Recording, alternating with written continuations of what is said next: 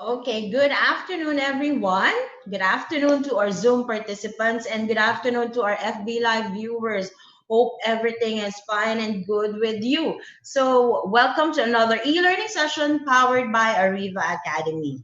Our today's topic is selfless leadership, leading your people through turbulent times. My name is Irish Malanda, your host, and joining me today as my co-host and moderator is one of our partner speaker, Mrs. Seth Shapno. Hello, Mrs. Seth.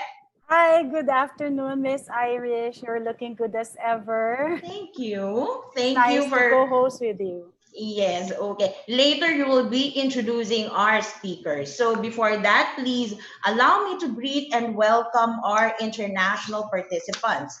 They are from Malaysia. Hello, thank you for joining us today.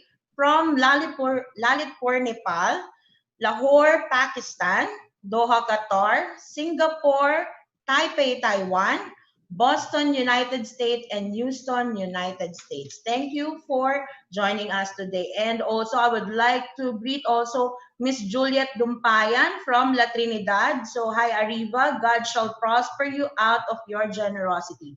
Thank you for watching us. And thank you for your heartfelt message to us. Thank you, ma'am. So, in order for us to have a smooth flow of our e-learning session today, here are the house rules. For those of you who are first-time viewers of our webinar, please type in hi in the chat box now. Let me see. Who are the first-timers here? Okay. Erwin. Hello, Patricia. Mildred. Hello. Welcome to our webinar. Abigail. Hello. Francesca. Hi. Okay. Medyo marami, Mrs. Seth. Ang And dami, dami. Oo. yes, we would like to know if you can hear us loud and clear. You will be needing a good quality headset. So please use the following codes. Type in now 111 if you can hear us loud and clear. We're audible. 222 means you can hear us. 2121 means our sound is breaking up. And question mark if you don't understand anything. Okay? We're loud and clear. Miss Michelle, thank you. Francisca Ruedas. Mark Jason. Okay. Miss Inaida, we're loud and clear. Thank you. Miss Charlotte. Okay. So we're good. Moving on. We will be having a quick break later after the presentation of our speaker and before we move on to the question and answer portion. For question and answer guidelines, participants' microphones would be temporarily disabled by the administrator during discussion to avoid interruptions. Questions will be entertained after each topic of the session. For questions and clarifications during the provided time after each topic, please click the raise hand button for the administrator to enable the microphone for live questions. Type in your questions at the Q&A box. Again, at the Q&A box, one question at a time will be entertained. For comments and feedback, please scan this QR code. This will be directed to our feedback form. Please send us your comments, suggestions, topics to discuss in order for us to improve our future e-learning sessions. Okay, I know you're all excited to meet our speaker to discuss selfless leadership, leading your people through turbulent times. Mrs. Seth, please do the honors in introducing our speaker today. Thank you, Miss Irish. To all our live audience tuned in to Facebook Live, good afternoon. And also from our viewers watching over YouTube and LinkedIn, magandang hapon po sa inyong lahat. It is with great pleasure that I introduce to you our speaker for today. Our speaker is the President and Chief Trainer of HVM Training Services, which provides continuing professional development programs for professionals in the workplace. He is a fellow of the Royal Institute of Management Singapore, a world-class multidisciplinary professional organization which recognizes excellence globally. He is also a PRC, Professional Regulation Commission, accredited author and speaker for the continuing professional development of the members of the Philippine Institute of Certified Public Accountants, also known as TICPA. He is also a TV host of the business talk show, The Business Portal, on the corporate world, on Global News Network, GNN. Ladies and gentlemen, let us all give a warm round of applause for Mr. Howell Mabalot. Thank you Good so much, afternoon, Sir Coach Howell. Susette. Good afternoon. Good Kumusta ka na? afternoon. Ikaw, kamusta na? It's been a year It's been since a we saw year. each other. Oo nga, face-to-face. So nice But to this is see the you next here. best thing, di ba? Yes, By the way, of I'd like to course. congratulate you to all our participants right now. Ma'am Susette is now a US certified coach, NLP coach. So Maraming neuro-linguistic programming. salamat. Maraming salamat, Coach Susette. Thank you, thank Filipinos you. are global. So Thank you, Sir Howell. thank you for doing this. Of course, I'm sure that our viewers are so excited like me to hear what you're going to say about selfless leadership. I'm sure a lot of people are clamoring for this. So take it away. Thank you so much. Siyempre, maraming salamat, Suset. Totoo yan. Sa what we really need is a guidance, a beacon of hope, something that will strengthen our faith. And therefore, I'd like to share something. So, slides right now so far is, okay. So, let's check PowerPoint. Start from the very beginning. So, sa naman yung mga nakikinig ngayon? Tayo, sa mga nakikinig ngayon? And so let's share. Nakikinig at nanonood, wave your hands. And let me know if you can really see it, ha? So, Ma'am Susette, nakikita na ba? Sir Howell, I can see you, but it's a bit choppy. If you can just probably check your internet connection a bit. Okay. So,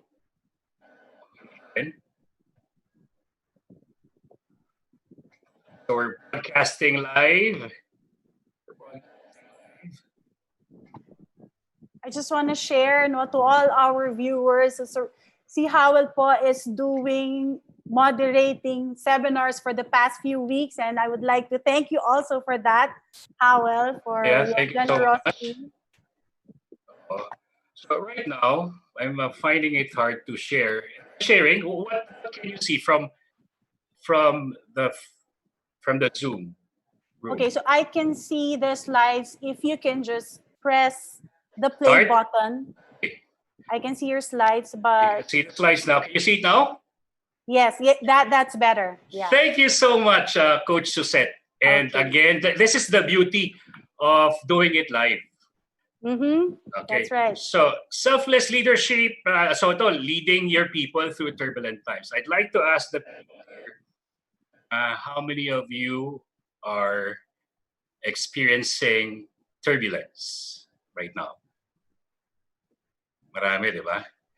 So, dami lang mga nagre-raise ng hand. Thank you. We're experiencing some turbulence. And when we think of turbulence, ito ang gusto natin gawin. We'd like to identify ano ba yung attributes ng selfless leader. Sino ba si selfless leader? At sino naman si self-absorbed leader? And how can you identify if the leader is selfless or self-absorbed? Secondly, sa mga participants natin ngayon, we'd like to understand the importance of rising above catastrophes. We want you to be egoless. What's the importance? Why do you need to be egoless? Why should you be egoless instead of full of ego? We want to win the fight. And for us to do that, you have to not really forget the self, but position yourself properly. Thirdly, we need to classify degrees of impact of life storms. Yung iba kasi, para sa kanila yung life storms, kaya lang nila. Yung iba naman, their life storms could mean death. Yung iba, it's about separation, emotional or physical. So what are the life storms and how can we prepare? What steps can we do to address those challenges? We'll do our best so that we will also explore creative ways to effectively respond to disruptions with the least possible resources. You know what?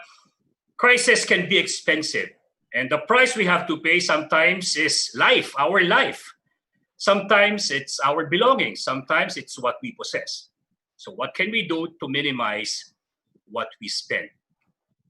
And next, connect with your people on intellectual, emotional, and spiritual levels. The operative word here is connect. Because like every gadget we have, you cannot connect and you cannot charge it. If you cannot charge if you don't connect at the in the first place. So before you charge, you have to connect first with your people. So how do we connect to your people? Intellectually, emotionally, spiritually. Okay po ba tayo? Yan. So let's look at ourselves. Ito ka. This is you. This circle represents who you are. You as a human being, you as a leader, you and your personal emotions, ikaw ito. Ikaw yung you love ice cream or you hate it. You love your neighbor or you hate them. You love and admire your boss or you have ill feelings toward the boss. So the personal emotions is okay. Why? Because you are a living, breathing, thinking, and feeling individual. So this is good. Feelings are good. But we'll find out how can this backfire. So remember, you are the circle. You are the circle. You own those personal emotions. Am I clear? Ayan. Can you hear me properly? Yes, it's better now. It's better now, Howell. You Thank may you. continue, yeah. Ayan. Thank you so much, everyone. And thank you, Coach Suzette, for being my constant feedback giver. Now, Oh, no worries. so let's talk about the three kinds of leader. Ang ating point of reference is the self, the emotions you feel. Ineffective leaders. Bakit ba may ineffective leaders sa workplace? Bakit may household head na ineffective? Bakit may presidente ng isang kumpanya na ineffective? Bakit may isang kaibigan na ineffective? Why? Because this circle turned gray. Bakit kaya? Why? Because ineffective people, especially leaders, are disconnected from their emotion. You are the red dot. So I'd like you to know that you are the red dot. You're not inside, you're not connected, you're not aware of your emotions, you are disconnected. Now, bakit may disconnected people? Two things. Pwedeng dati siyang connected emotionally and then napagod na siya. And that for her to, or for him, just to survive and not really thrive, just to survive, her only choice or his only choice is to disconnect from the emotions that almost kill him or her. Now, if you are disconnected, this is a big problem. A disconnected person, and for this particular lesson, module, a disconnected leader will not be able to connect with his constituents, her people, his staff, her line leaders. There is a disconnect. Therefore, all the more that people get frustrated and angry. But we can notice disconnected people. Ito yung pagod na, so bahala kayo dyan. Binigyan ko yung ng chance, di kayo nakikinig, bahala kayo dyan. So bahala kayo dyan is an indicator that the person somehow is giving up and therefore resorts to disconnecting the self. So ineffective leader. Now, let's look at the second type person or a leader. Oh, egoistic leader. So when we think of ego, it's about the self. Like we mentioned, it's okay to feel. It's okay to own your emotions. However, you, the red dot, is just confined within the circle. Which means if you're just confined within the circle, your personal emotion, then all you care about is how you feel. Which means, kung pagising mo, masama ang pakiramdam mo, at masama ang loob mo, and you don't feel good, sasabihin mo, tabi ang ayaw masaktan. You will say that. Why? Because you don't care about how other people feel, or you don't have any idea how other people feel. Ang concern mo lang, galit ako ngayon, sama ng loob ko, ang sasama ng ugali nyo, wala kayong kwentang tao, and that's the feelings. Those are the feelings that you feel. Therefore, you react according to how you feel. Self-absorbed leaders, so from being self-aware, from being an emotional being to becoming a self-absorbed being, ito yung danger. Why? Because at this time, well, it's better because you know what you want. You know what you need. You know what will make you happy. You know what will make you sad and mad. But the downside is, do you know what will make other people happy? What will make them sad? What will make them mad? And minsan, ito yung napakahirap. Yung to break through, to break out of the concept of self. Let's talk about self-absorbed. What will make you happy? For example, you feel like, uy, I bought a new car. It's worth 3 million pesos. Yay! I'm successful! Ayan, so you feel so happy. And then, pagdating sa stoplight, sa EDSA, napansin mo, on your left, somebody's driving an old car. And then you say, see, I'm better than you. Why? Because I'm driving a 3 million car and you're driving a 10-year-old car. So pag ganon, there's inconsistency. You treat the other person with lesser respect. And then eventually on the right, nagpark, Maserati, 10 million pesos. So ikaw naman, that self-absorbed, a while back, just a second ago, you feel good about yourself. You're successful. And then, after a second, you see the Maserati. Nasa stoplight, nakasabay, katabi mo, 10 million peso worth, yours is 3 million pesos worth. Therefore, that green, that lush, that teeming with life emotion will turn red. Egoistic leaders, they are easily offended, they're easily triggered, and we see a lot of them on Facebook. They are highly reactive. They take things personally. And this is a dangerous kind of a leader. So kanina, pinag-usapan natin, what's the first type of a leader? The disconnected. The second type of a leader, the self-absorbed. Now, sino dito si selfless? Let's look for the red dot. Kung kanina yung red dot, andun sa zone of disconnection, yung self-absorbed na doon sa within the limits of her personal emotions or his personal emotions, asan si selfless? Ito si selfless. The selfless leader broke through the limitations. Yes, she still feels those emotions, but those emotions don't control her anymore. He still feels being attacked personally. He still feels that people are hating him, but it's okay. Why? Because the transcended leader is above his emotions. Yes, I am an emotional being. I feel being offended. Yes, I feel the hate coming from all sides of the room, but it's okay. Why? Because the transcended leader is way above the self. So imagine the self as water. Yung sinabi nating disconnected, nasa pinakailalim siya ng ilog. Yung self-absorbed, nalulunod siya sa damdamin. Si transcended, nasa ibabaw ng tulay. And he sees what's happening to his emotions. She sees what's happening to her. And because she has transcended, she has get rid of the self when she transitioned into the position of leadership. Yes, the self is there, but it's beneath her. Yes, the self is there, but it's beneath him. Therefore, as the leader assumes the position as a CEO, a CFO, head of the household, head ng barkada, he is selfless. She is selfless. It's not anymore, what can I get from it? Ano bang ganansya ko dito? How much will I get from this supplier? Not anymore that. Will they love me? Not anymore that. The transcended leader, or the selfless leader, is no longer concerned about the self, but the whole.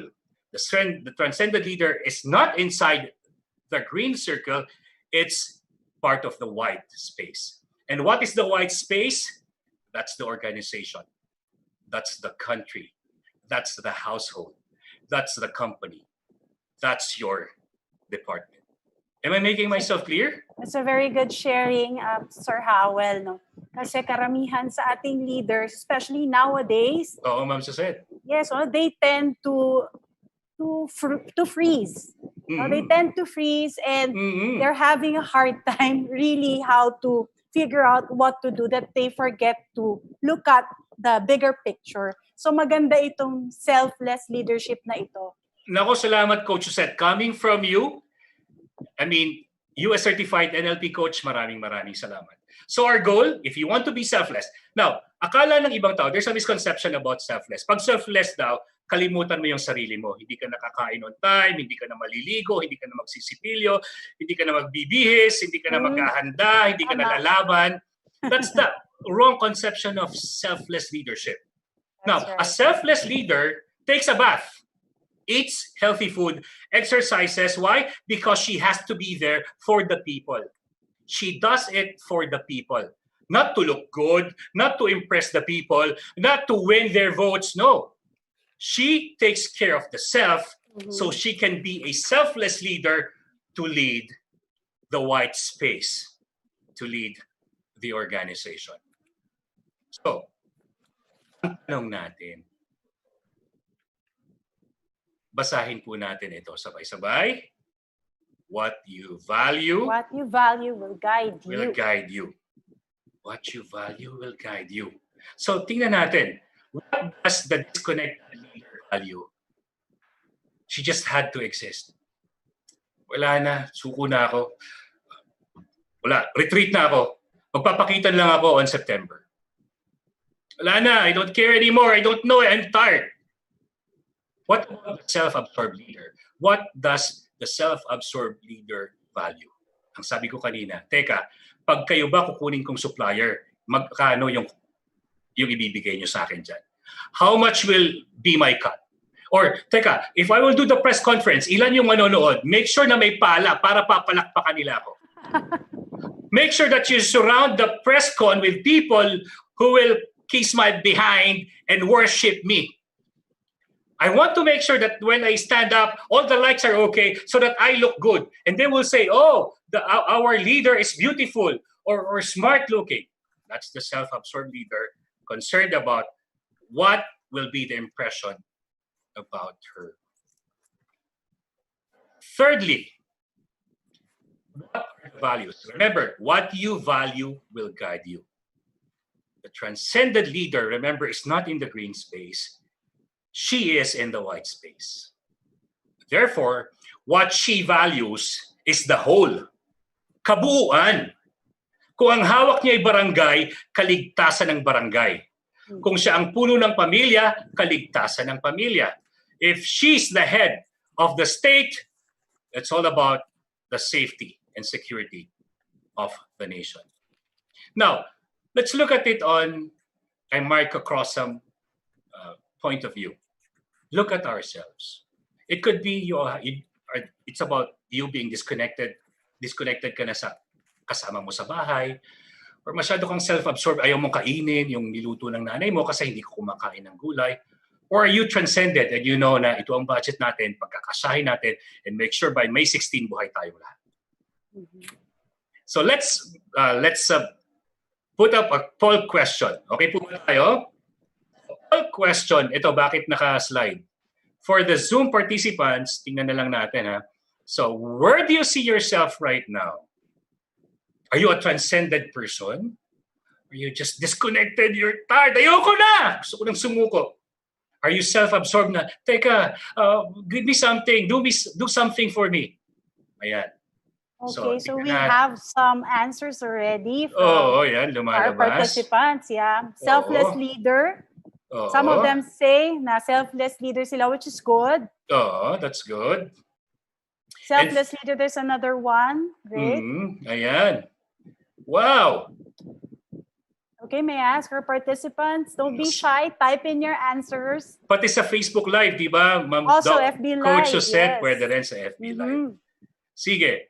Ayan. So mukhang marami nang nag-post ng kanilang sagot. Just may dalawa na I think disconnected now. Okay, so can we end the polling, Sir Jeff? Ayan. Anong nanalo, Coach Josette?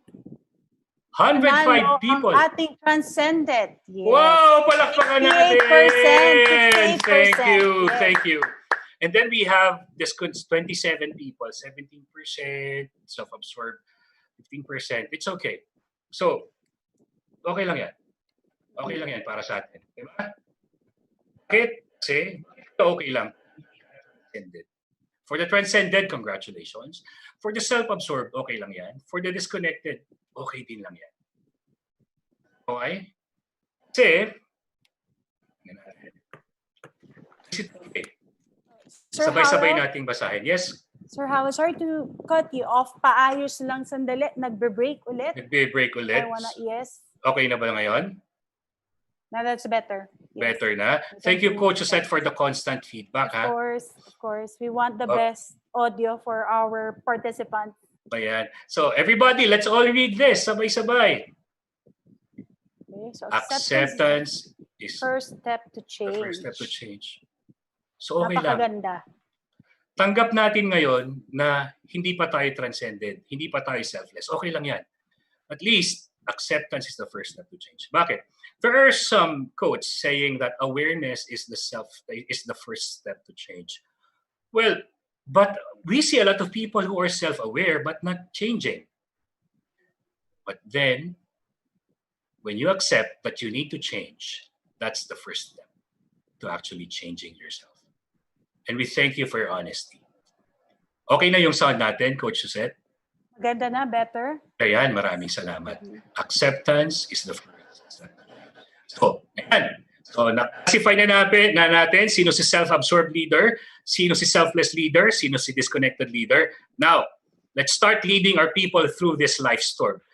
So, when I say life storm, ito yung mga bagyo ng buhay. Hindi ito yung cyclone or hindi ito yung low-pressure area na develop into a storm. No. This is a life storm. This is something that interrupts the peace you have in your mind. Now, let me tell you this. People often mistaken peace for quiet and quiet for peace. Now, the truth is, peace is not necessarily quiet, and quiet does not necessarily mean peace. You enter a room full of employees. Ito, based on our experience. We will do a focus group discussion. Mukha naman silang matahimik. They're all smiling. So there's quiet. But when we start the focus group discussion, dun lumalabas yung galit ng mga empleyado sa boss nila. So, quiet, yes, but you thought quiet means peace? No. They appear to be peaceful, but deep inside, sumasabog sila. So, closed door meeting, focus group discussion, kung pwede lang daw sanang matanggal yung may-ari or matanggal yung boss nila. Quiet doesn't always mean peace. Malinaw po ba? Malinaw yung sound, Coach? Yes, malinaw na. On the other hand, peace doesn't mean quiet.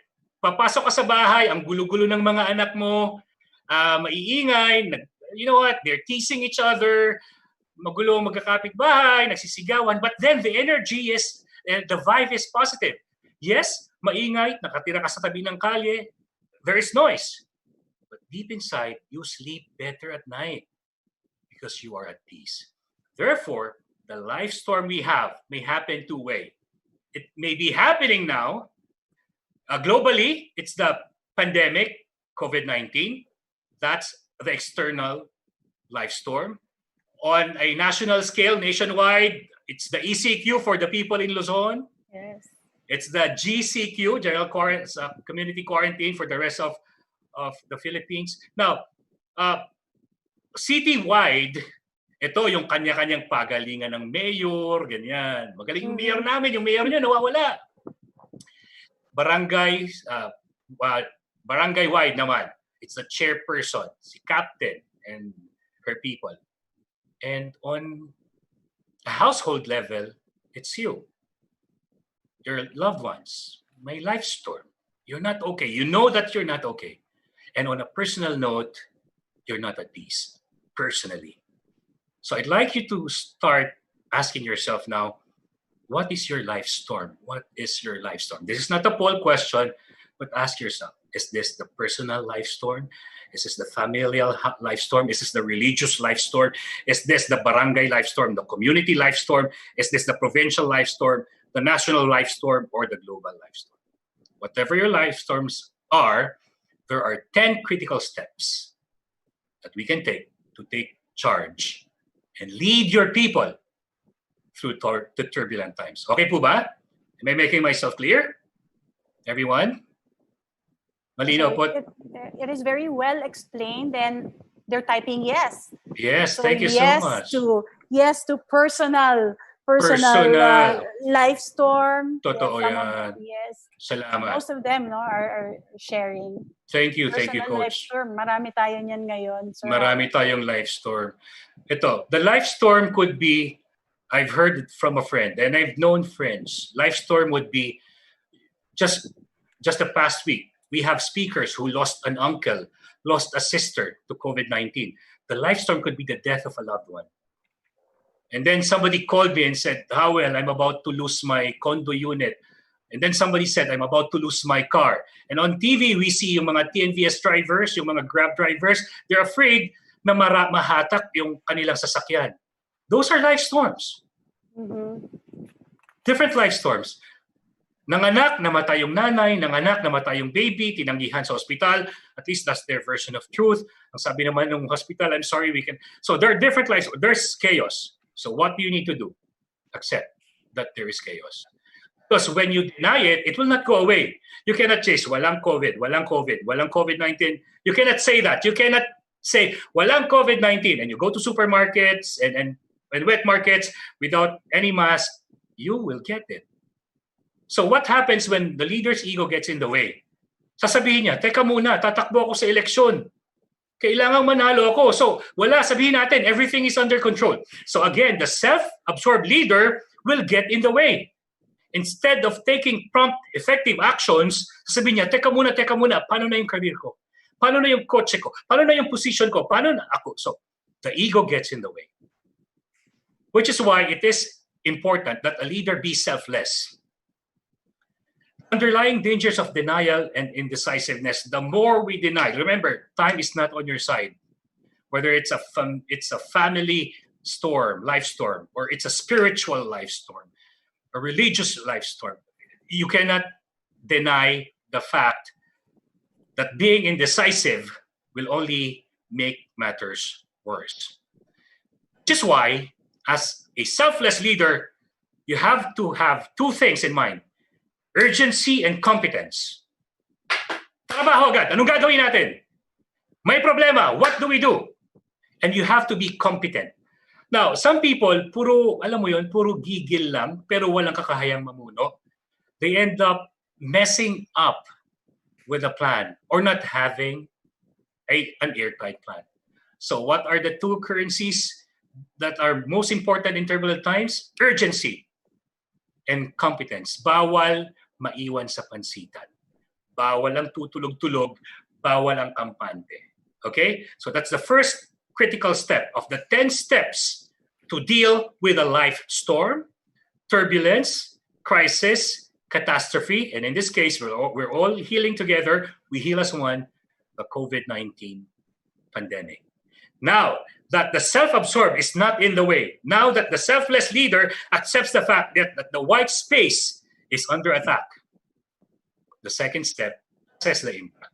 So from accepting, assess. Ano na yung nangyari?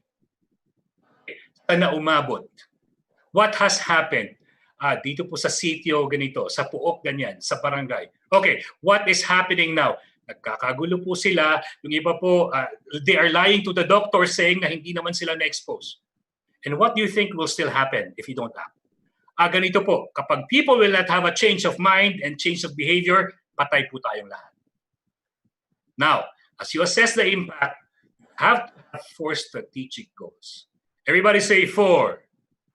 4. Call it MRPR. Remember MRPR. Firstly, mitigation. Stop the bleeding.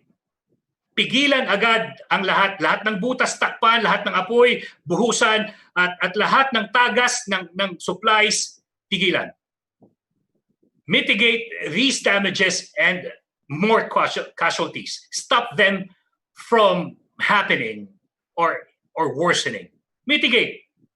Diba? I remember as a child, kami, I was so blessed to grow up in Quezon Province. Minsan, naglalaro kami sa kalye, naglalaro kami sa bukid, and there was this time, naglambitin ako sa puno ng star apple, kainito, pagbagsak, dumugo. Dumugo ang ulo.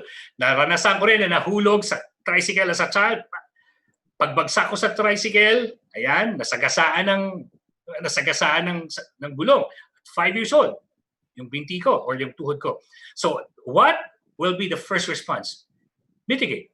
So, pigilan kung saan may dumudugo. Same whether it's your heart. If you're in love and you broke up with a loved one, mitigate. Wag ka nang maglinger sa drama. Okay? Erase, if it will help you, erase the pictures, set to private settings, lahat ng pictures nyo together, and focus on mitigation. Kasi, if you don't mitigate, you might die. Number 2, sabi natin MRPR, respiration. Naligtas mo na, ang tanong, paano naman siya mananatiling buhay? To respirate or to let them breathe, let the community survive. Paano mo mapapagkasya hanggang May 16 ang pagkain para sa pamilya mo? Paano mo mababayaran ang tuition fee ng anak mo? Paano mo mababayaran ang 2 buwan ng kinuha mong sasakyan for Grab? Whatever it is, survival and sustenance. Bawal ang choosy dito. Respiration. Keep them alive. Keep your people alive. Thirdly, now that they're alive, are they safe? Make sure na hindi sila magkakasakit. Make sure na malinis ang tubig. Make sure na ang pagkain ay hindi contaminated if it's your people. If it's the organization, make sure that your people are not endangering themselves, which will eventually lead to endangering their co-employees in an organization. Protect them. Number 4, restoration. Keep in mind that before you can restore, you have to mitigate. Before you can restore, you have to respirate. Before you can restore, you need to protect. And restoration will eventually happen. 4 strategic goals. Now, let's have a poll question. What's the first thing that comes to your mind when somebody or when someone invites you to have coffee? Sige nga. Okay. Participants, keep them coming. Sagutin lang, huwag mahiya. Huwag mahiya. Ako, ang sagot ko dyan, alam na ni Howell. Alam ko na. Gusto ka niya. Gusto niya ako. Gusto ka niya. Don't be shy. O yan, may kasama na ako. Nag-number 1 din. Gusto din daw siya. Okay? So this may be a fun question, but it will lead us to a point. Okay. Ayan. So Come let on, us know type when lang. to stop. Ayan, dire-diretso pa, no? Lot of 4. 1 here, 4. Networking. Okay, 15 seconds more. I'm sorry, meron na lang, magmadali tayo. And for those viewers dito sa Facebook Live, LinkedIn, and YouTube, you can also answer this. Ayan. Okay, gusto niya Time ako is up. for something. Yes, time is up. Let's see. Who So, won? Coach, ano Yes, nangyari? it's 30% networking lang yan. Okay, pero parang close fight, no, Coach? Sa number 2. Oo, Yes, no? close fight. Sa ano kaya ang kapalit? Wow. So naglalaban. 5% lang naman difference. Yes. Lamang si networking. Yan. So, ibig sabihin, auto, napaso na tong mga tao. So, Oo, tama. so ano kayang relevancy to Coach and our viewers? Iba-iba tayo. Yan, Iba-iba We're tayo, not no? the same. Iba Iba-iba tayo. ang pananaw natin sa mga bagay-bagay. So, ngayon, tahin natin to. Sabay-sabay? Your intention will influence your action. Napakaganda. Ayan. So, ang gusto nating malaman, anong intensyon niya? Bakit niya ako inaayang magkape? Mahal ba niya ako? Siya ba yan? Gusto lang niya makalibre para ako magbayad? Or ano kayang kapalit nito? Diba?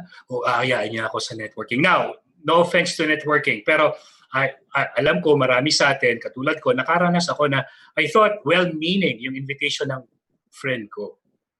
And then, yun pala, the intention is not pure. And then it happened thrice. So, what happens is, lumayo na lang ako. We're no longer close friends, pero I still respect her as a person. So, okay lang yan. So, remember, your intention will influence your action. So, when people do something, when someone does something for you, you have to think, anong intention ito? Kanina, we start from accepting that there's a crisis, assessing the damage, address your people. Address your people. So, bakit tayo nagkaroon ng poll question about intention? Why? Because when you address your people, if your intention is to fool your people into thinking that you're still okay, that they should vote for you, that you should not be evicted, that you should not be asked to step down of your position as the secretary or the lead of the finance department, if the self-absorbed leader's intention is for the advantage of the self, Yes. it will never be clear. Malinaw po ba ang aking boses? Yes. Thank you. Howell, continue, please. A selfless leader naman, on the other hand, the clarity is key. Sasabihin niya, ito po yung nangyayari.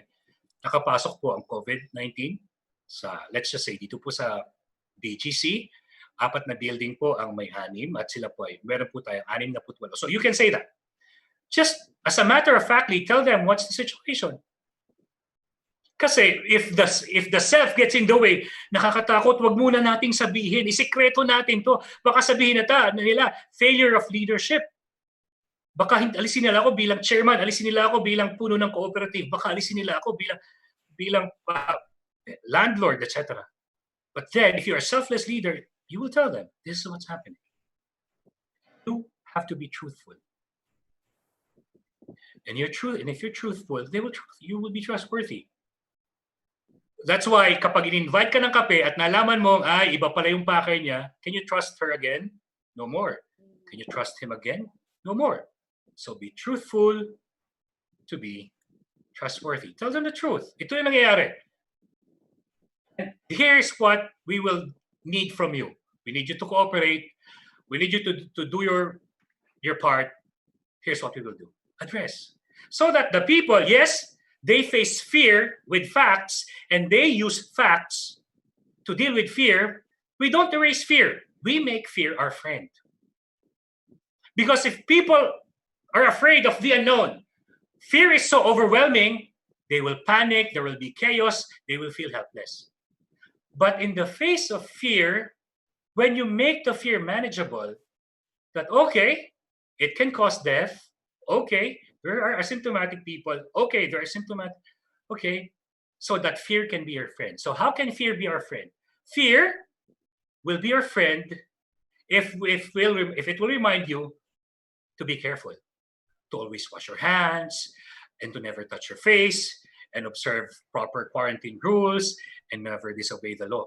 So at that point, you can make fear your friend. Now, fear can be a good friend, but fear can be a bad enemy. And if you can use fear to be a friend so that people will understand, we need this. We need to change. And remember, we cannot change people. We cannot change their mind. But when we tell them the realities, the facts, the statistics, then they will decide, sige, dito lang tayo sa bahay. Call for cooperation. Again, the first step, accept that there is a life storm. Number 2, after accepting, assess the damage. And number 3, address your people, inform them. We need to survive before we thrive. Kapag inuna mo yung sarili mong kapakanan, yung pagtakbo mo muli, o yung kakainin ng sarili mo, o mamamatay ang mga tao sa paligid mo. Magko-close shop ang kumpanya mo. Survive before we thrive. Okay? So those are the 3 first steps. of the 10 critical steps to leading your people through. Number 4, after mo silang ma-address, ayan na, tahin natin to sabay-sabay. Power is the enabler that makes things happen. Yes. Ayan. Thanks, everyone, and thank you, Coach. Power is the enabler. Remember, as a leader, you have a power. What is a power? Power is anything that enables you to make things happen. So, is money power? Yes, because it enables you to buy groceries. Is your position power? Yes, because it enables you to be authoritative or set a solid plan on stone so that people will have guidelines on how they will be behaving. So, kaya ito. Number 4, align your powers. So, ano yung power meron ka as a leader? Here are the powers you have. You have the human capital. Sa bahay, andyan si ate, si nanay, si kuya, andyan ang asawa mo. Those are your human capital. Resources. Buksan mo ang pantry. May toyo, may kalamansi, may pansit canton. Ayan, so that's the familial setting, the family setting. Organizational setting, ilan ang empleyado mo? Magkano ang pera ng kumpanya? Anong ilalaan natin para they can work from home? Ilang laptop ang bibilhin kasi hindi pwedeng ilabas yung desktop. Machines, ano yung kailangan na makina, materyales? If it's a hospital, okay, how many ventilators do we need? Kaya natuwa tayo na the government has acted and responded to the need to convert these arenas and convention centers into hospitals, makeshift hospitals. By the methods. Bakit mo kailangan baguhin yung method? Bakit sa mall, hindi na pwede yung basta check-in yung bag? Bakit kailangan kunin yung temperature? Bakit kailangan mag-alcohol? Bakit kailangan nakamask? Bawal na rin din daw mag-hangout. Bawal na rin mag-hangout. Modify the method. Make it airtight. Dati, ang daling tumawid. In our province, from Lucena, going to Tayabas, to Lukban, 20-30 minutes. Ngayon, ang daming dapat gawin para ka makalusot. Why? Because you have to modify the methods. So on a personal level, what you need to modify? Kung ikaw ay nagmahal at nasaktan, Ako. how will you modify your method to qualify the next person you will welcome into your life? Dati may dimple lang, gusto mo na. Dati cute lang, gusto mo na. Mukhang K-pop opa, gusto mo na. Ngayon, hindi na. Modify your method. May trabaho ba siya? May bigasan ba siya? Mamahalin ka ba niya? So, I'm making, simple and exaggerated examples, but the point is, whether it is a global scale or a personal scale, align your powers. Gives you a different perspective, Sir Howell? Gives you a different perspective after you align your powers, which is really very good.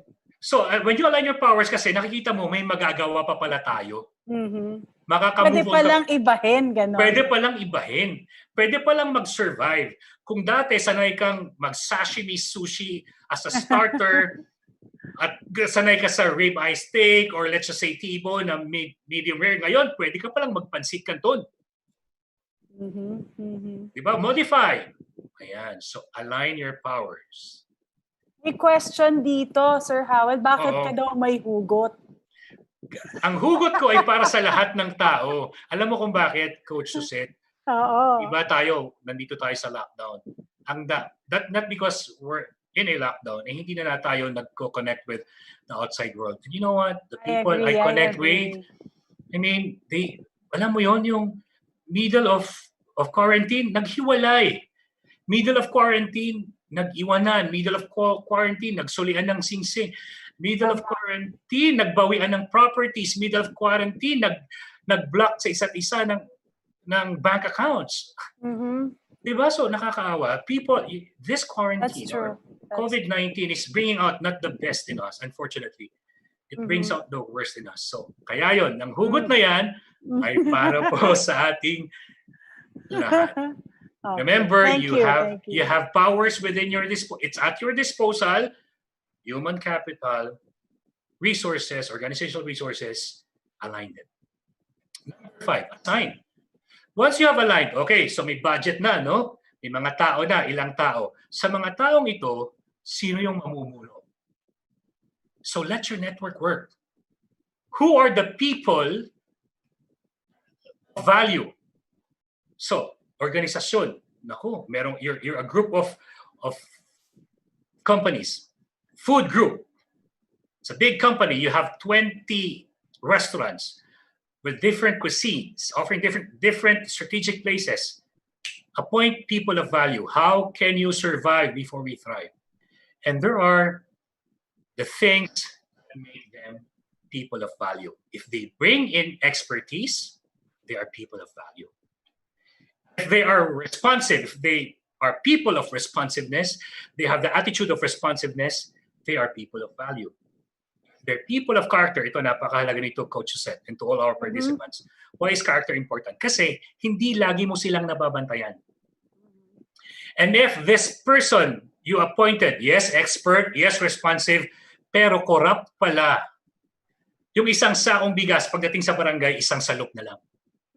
Kasi you're not always breathing down their necks. And I discourage you from breathing down their necks.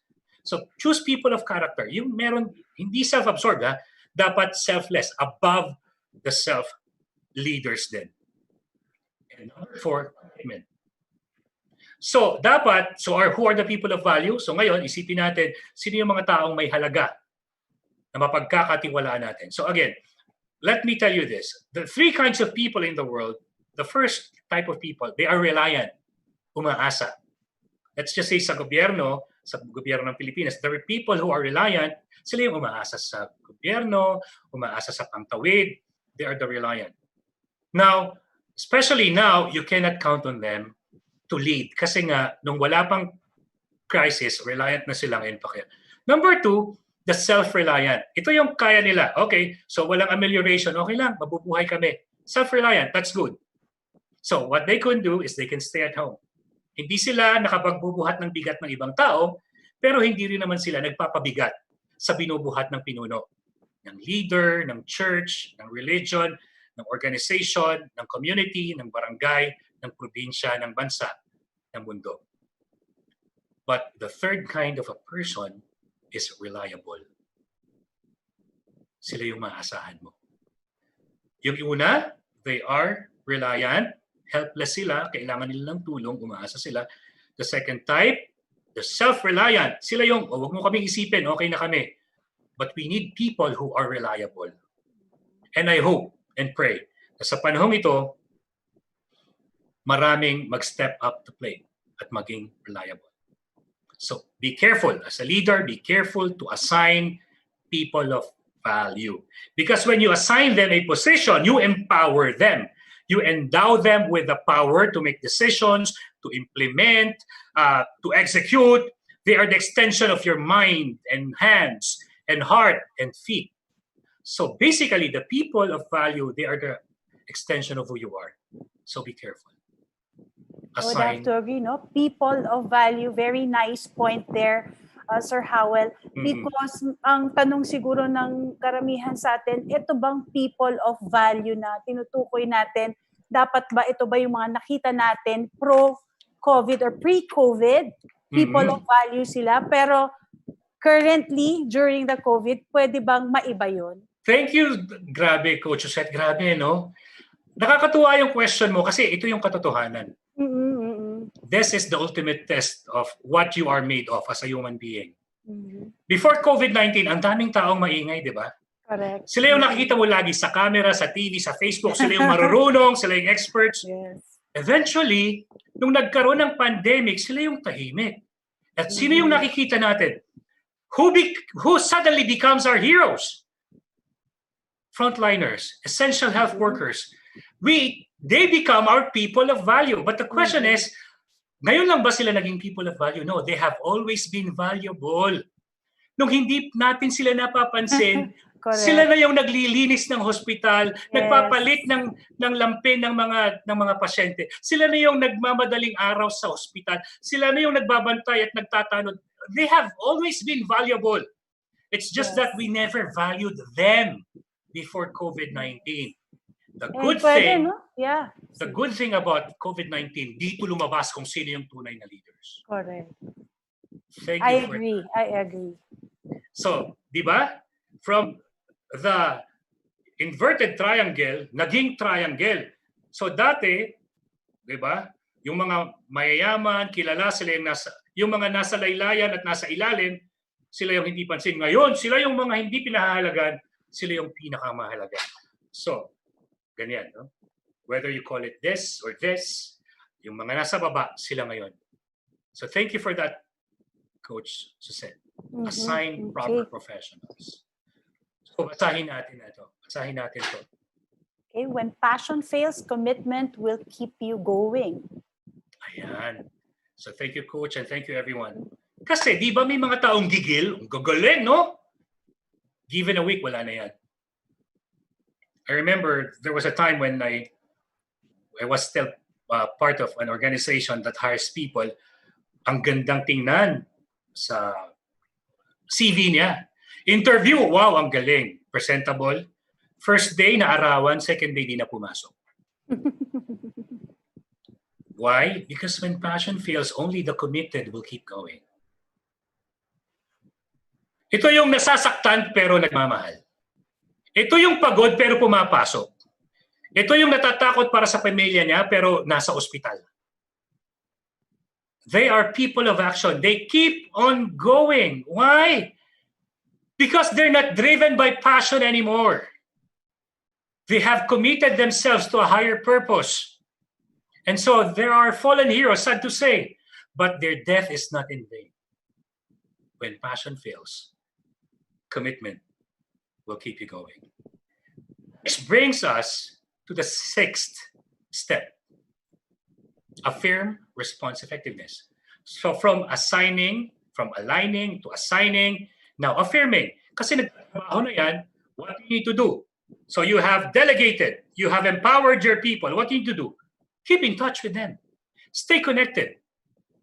And then always huddle and say, teka, what works, what doesn't work? You don't say, teka, ito yung napag-usapan natin sa boardroom last week. Yes, last week, sa boardroom, tama yan. But what's true last week is not true anymore today. Kasi ngayon, we're overwhelmed by these patients. Kasi ngayon, maraming tao ang nagrereklamo kasi ngayon maraming tao ang nagbabanta. So, if you are connected with your people, you're fluid. Okay, so let's change plans. You're flexible. Okay, let's do this. Once you do that, you are constantly giving and receiving feedback. You're affirming your people. They're touching base with you. You are replying to them. You're in constant communication. That's why you need to offer intervention. You offer assistance. You offer guidance. Kasi minsan, nakita natin, may mga dito lang sa Dasmariñas Village, nakita natin may police na nagpapatupad ng quarantine rules, tapos sinasaway lang niya. Eventually, dinisrespect na siya ng isang expat, and eventually, yung maximum tolerance, we have seen this police person, this policeman, who was a selfless, in a white space leader, nag-relapse siya, bumalik siya sa self-absorbed kasi na-disrespect na siya. Maybe we need to intervene. Assess them. Give them a breather. So, replenish your responders. Tanungin mo, may supply pa ba kayo? May mask alcohol pa ba kayo? May PPE pa ba kayo? Physical safety. O kayo ba nakatulog na? Baka naman hindi kayo mamatay sa COVID, mamatay kayo sa puyat, and we know that you can die from lack of sleep. Stress can kill you. Emotional support. Sir, miss na miss ko na yung pamilya ko. I understand. Ako rin, miss ko na rin yung pamilya ko. Kaya natin to, konting-konti na lang.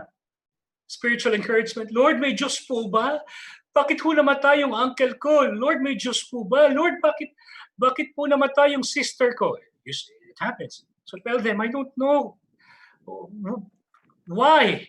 But what I can tell you is this. Yes, there's a higher power. There is this source. There's this higher being. Yes, there is this supreme being. Yes, there is God. We don't know it yet. We will find out someday, but it's okay. I'll pray for you. Those things, spiritual encouragement, it will help replenish your people. Affirm their importance. Check on them every so often. Affirm. Once you have affirmed them, as they work, you need to arise. Now, let's talk about arise. Kasi minsan, may mga leaders that they arise because they want exposure, they want 1 million likes, they want 1,000 shares, they want to be famous. They want to say, look at me, I'm a good leader. Be careful. Arise, selfless leader. You are there because they need to see that figure who is a beacon of hope. Kung si leader nakatayo pa rin, lumalaban pa rin, babangon tayo. Di ba? Lalaban tayo, babangon tayo. Laban daw. Somehow yung taong pagod, lalaban yan. Spark hope and keep the fire burning. Like what you mentioned, Coach Susette, ano? Nakakalungkot lang, ano? Pero marami ngayon na instead na nag-arise, nag-disconnect. They're missing in action. Kaya which brings me also to the first point that you mentioned nung unang-una pa lang, how really being connected with your people is of utmost importance. Ito yun eh, di ba? You cannot do number 7 if you're not connected. Yeah. Di ba? I agree. So yun yung foundation natin, Coach. Eh. Which is why you can only be an effective leader who arises if you are selfless, because you are there for them. It's not a moment for them to worship you or praise you. Yes. And in fact, whether it's a biblical, spiritual, or historical event, we need something to look up to strengthen us. For example, the Israelites look at this man-made serpent, image of a serpent, that anyone who looks at the image of the serpent will be healed.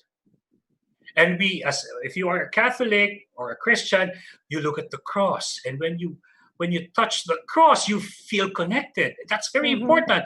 Some will go to Quiapo and pray, and they're not worshiping the image. The image is reminding them of a God who is in heaven who listens to them. Now, if you're a Muslim, even if you don't go to your temples, you see your mosque, it connects you spiritually. So be there for them. It's not you arising to bask in the glory of their applause and the limelight. No, you're there because they need you as a beacon of hope. Arise. So yung ito nga Coach Susette, ang sana makita ito ng lahat ng leaders sa buong Pilipinas. Hopefully sa buong mundo. Pero this is my ultimate dream. Sana lahat ng Pilipino, but in the meantime, makita sana to ng barangay chairmen and chairwomen, makita na sana to ng mga mayor, vice, lahat ng local LGUs, lahat ng sana makita to. Why? Because this will help them. In fact, we have a full-blown workshop on this. Kasi ito, hinihahanay lang namin sa inyo. Okay? So once you have risen up, you have broke through fear and your personal concerns, you arise. So let's ask this. When your people see you, Paul, question tayo. Ito, personal opinion to ha. Pakibasa po, Coach, yung ating question. Okay, so Paul, number 3. When your people see you, how does it make them feel? Number 1, are they inspired? Number 2, expired. 3, tired. 4, nothing. Ayan, So again, when your people see you, how does it make them feel? Inspired, expired, tired, or nothing? So ganun din para sa ating mga Facebook Live viewers or sa LinkedIn or YouTube. Ask yourself, pag nakita ba ako ng tao ko, am I a source of positivity and light? Or am I like a black hole, sucking all their positivity and energy? So we have 10 seconds left. Yes, 10 seconds left. Ayan. And as of the moment, number 1 is... Winning ang number 1. Thank you. Yes. 1 minute. Ayan, 1 minute na. Okay. Ano po? So ano pong results? Result Clear natin, Coach? winner. Clear winner. Inspired is number 1. 80%. Thank you so much. Now, here's the thing. Here's the catch to say. This is our opinion. And I'm telling you, the result will differ. The result will be different if we ask their people. Do you agree? Tama. So I hope that we live up to that. Let's be inspiring. So after you have, so ayan, right, next. Tatlo na lang to. Number 8, achieve. Achieve. Kasi nga, you have assigned your resources, aligned your resources, assigned your experts, you have affirmed their roles, you have risen up, you arise to lead them, achieve. So ito, kailangan yung execution katumbas ng expectation. Pag sinabing mas mataas dapat ang recovery kaysa death, we'll do our best para walang mamatay. So that mas marami ang gagaling. Execution versus expectation. Pag sinabing 2 beses lang tayong kakain, brunch and dinner, dapat yun din yung execution sa expectation. And use control measures. So, as coaches, we know Coach said na yung motivational theory, di ba? We reward good behavior, we punish bad behavior. Ganon din dito. If they're behaving good, reward. Behaving badly, alam natin, very creative yung mga chairman, mga barangay captain, pinagsasayaw ng spaghetti, pinagbubuhat ng mga barbell sa initan, yung mga pasaway. Well, that's how they punish bad behavior. But, well, that's uniquely theirs. There's that. And you can see your people through the storm. Walang iwanan. Ito yung magandang drawing or image, Coach said. It's the image of bayanihan. Tandaan natin, ako as a child, have you ever seen a bayanihan, Coach said, in person? Of course, yes. Okay, sa Pangasinan ba? Sa Pangasinan, high school ako noon, ginagawa to kasi baha. Madalas kasi kami binabaha. Ang tanong, we have full of people. Yan talaga. Oo. So, ganun din sa amin, nung bata ako sa probinsya ng Quezon Province. Hello sa mga Tagalukban, Quezon. Proud Quezonian tayo. So, nung bata ako, ang dami niyan. Parang every weekend, ang dami niyan. Ang tanong, Coach Jose, may sweldo ba yung mga yan na pawis-pawis, nangangamoy putok, langis-langis, bilad sa araw? Wala. If there's one thing that's keeping us going through COVID, it's really this. That is true. So ito, mga walang sweldo to. Pagod na pagod, hirap na hirap. And yet, why? They're committed. Why? Because they believe we can achieve it. Ang ganda ng kanta, yung una, we win as one, ginawa ni Ryan Kayabyab na we heal as one. Sample nga, Sir Howell. Sample. Talking voice na yung ginagamit natin ngayon, Coach. Alam mo naman yan. Sige. So achieve! Ayan, hanggang sa makarating kayo from point A to point B. And once you have achieved, once that you have conquered the life storm, whether it's the COVID-19 or the financial crisis or the health crisis or the loss of a loved one, mahalaga to. Let me tell you again, a disconnected leader will never have this chance. Kasi hindi naman siya nag-arise. A self-absorbed leader will steal all the praises and say, I'm a good for you. You have a leader like me. Diba? Lahat ng praises nanakawin at kukunin lahat ni self-absorbed. But a selfless leader will say, hey, this success is not because of me, this is because of you. At dapat nga, may nagsabi, ang red carpet dapat hindi na yung mga artista. Ang red carpet, ito yung mga sina Kuya Janitor, si Ate Guard, diba? Si Tatay Nurse, orderly ng hospital, si Tita Doc, diba? Kung sino man yung binuwis yung buhay, sila dapat yung nasa red carpet. Remember, it's not about you. Okay? And it's not just you. So when you have this festive celebration, it's not about you. It's about the people gathering together, virtually holding hands and doing their part. So the trophy, the recognition should go to them. But this is very true. Yeah. Most importantly, thank you. Thank the unseen force. Because beyond what we cannot do, beyond what we cannot see, beyond what we're not capable of, there's an unseen force. There's this source of strength and courage and wisdom and healing and faith and encouragement. There is God. Thank God. And this is the perfect time.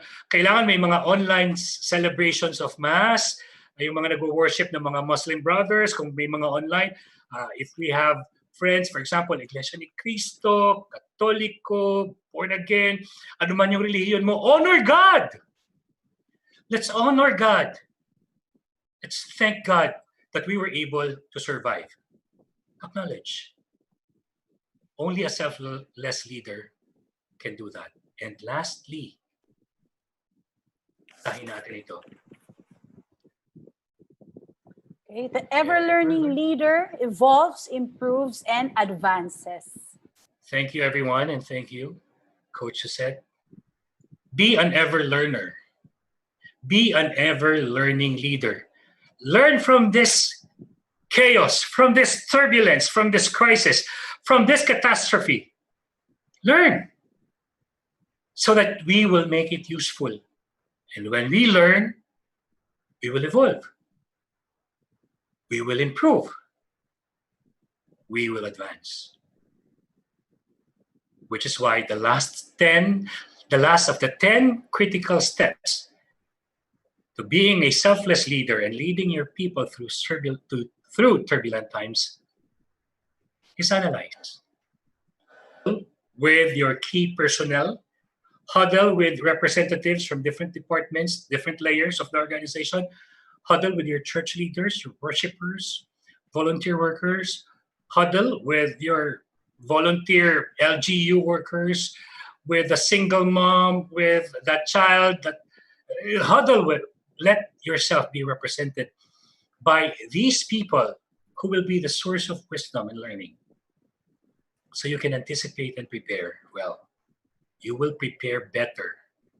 You will do better for the coming storms. And I'm telling you this, it's not a matter of if, it's a matter of when. You don't say if the storm comes. No, because it will come.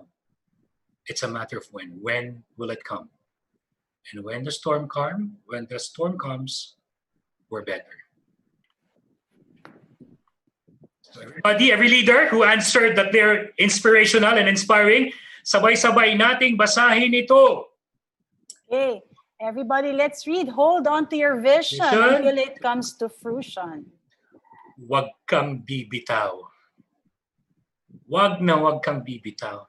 And if it happens that you, unfortunately, will not be able to see it into fruition, make sure that somebody will be your successor, and that in this successor's lifetime, in her lifetime, in his lifetime, your vision will come to pass. Why? Because with God's help, we can do it.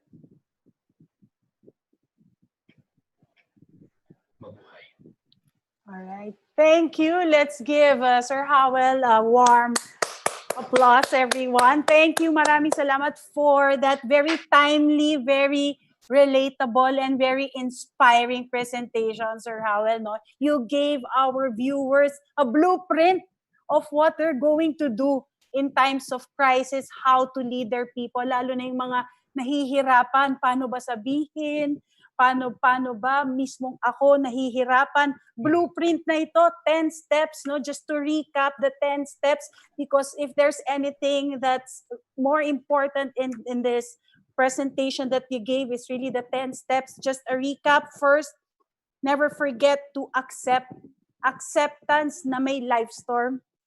Sabi nga nila, di ba, pagka na-accept mo na may challenge, affirm, follow na lang natin to, and you will surely lead your people through these turbulent times. Maraming salamat ulit, Sir Howell, for that. Salamat din, Coach Suzette. It's an honor. Yes, no. We are flooded with lots of nice comments here. Gusto ko lang basahin yung iba. Ni-screenshot ko siya kasi napakagaganda ng mga sinabi nila. Sabi dito, transcendence can lead us to mindfully be aware of everything. Ayan. Ano pa mga sinabi dito? People of value or assigning them as frontliners, especially health workers, are critical at this moment. Hope those who are in power to assign may be cautious also so that the people are at hand. From Edmond Sampana. Marami tayong good comments and marami ito very nice, inspiring insights or Howell. So flooded tayo with good comments. Maraming salamat. Thank you So, so much, Coach. Thank you, Coach. Okay, Sir Howell, we just need to greet our, of course, participants who are celebrating their birthdays right now. We have one Sige. participant who is celebrating his birthday. Maligayang bati, Mr. Mark Anthony Bahita. Happy birthday. And of course, to one of our Ariva partner speaker, Sir Ricky De Vera. Hey, happy birthday, Sir Ricky! Birthday. Ayan. Diba? Sayaw pa tayo. Happy birthday once again. This is your night and everyone feels right. Okay. From now, we will be pausing for a 2-minute break, Sir Howell, so you can grab a drink for a while we give our participants also time to type in their questions. And when we return, Sir Howell, after 2 minutes, please be prepared to inspire our participants more as well as to answer some of their questions. So to our viewers, stay tuned to the most exciting part of our webinar today, which is the Q&A. Don't go away, viewers.